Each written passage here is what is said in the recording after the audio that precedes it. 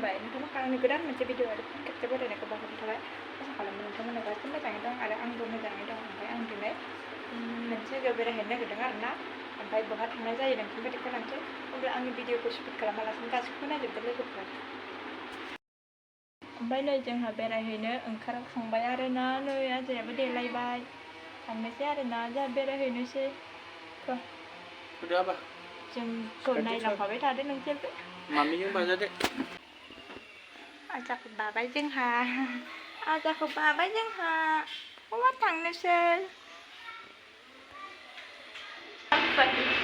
मा नाम बेना हटेल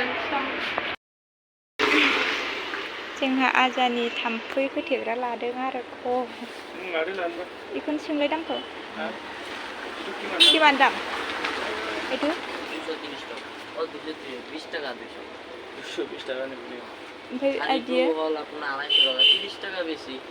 30 টাকা বেশি আপনি ধরে পাবেন दखाना दं आरोना जोङो ओमफ्राय आजानि माबा नायगासिनो जोंहा आजानि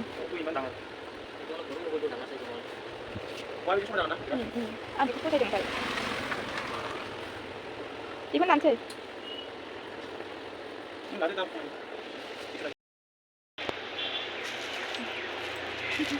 गथ'आ दिनै बेरायनो मोननानै जि मोजां उन्दुगासिनो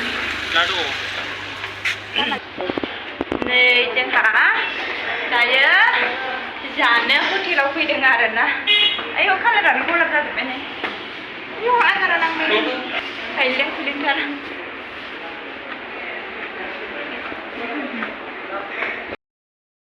नै बेनो आरोना हटेल गोदाना जों माने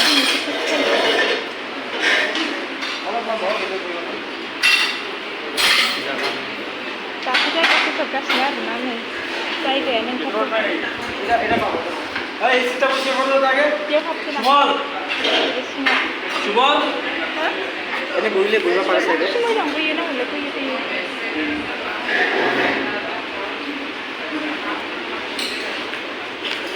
हाब्बाय आरो दायो दा मोजां आर्ट खालामदों नै दावराय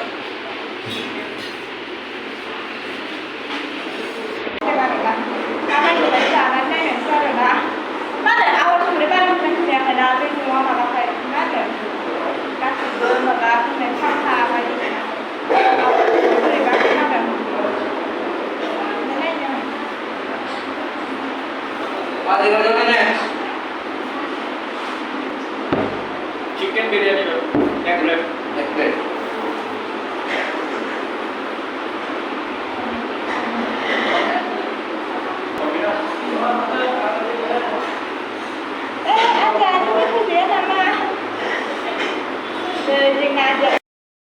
चिकन बिरयानी जानो नागिरदों आरोना नै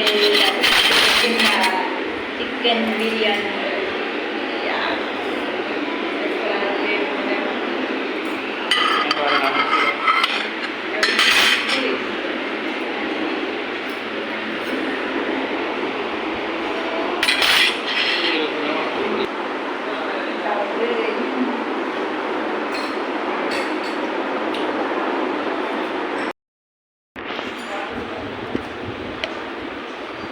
मारै हाननांगौ आंलाय